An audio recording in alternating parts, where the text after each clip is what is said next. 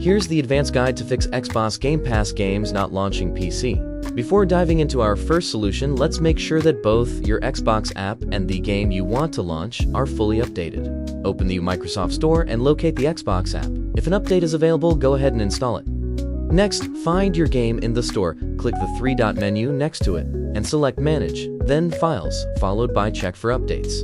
Install any available updates to ensure everything is current. Now, let's move to our first solution, which is to verify and repair your game files. Click the three dots next to your game, go to Manage, now then select Files. Finally, select Verify and Repair. Confirm by clicking Yes and let the process complete.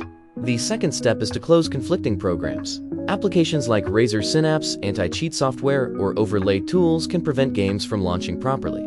Open the Task Manager and close any such programs before trying again. Step 3 involves repairing the Xbox app itself. Open Settings by pressing Windows+I, and then go to Apps. In here, find Xbox on the list. Tap it. Click Advanced Options. Now scroll down, select Repair. After completing these steps, restart your computer and try launching the game. If it still doesn't work, move on to the second solution. Run your game as an administrator, temporarily disable your antivirus, and log out and back into your Xbox account. And that's about it.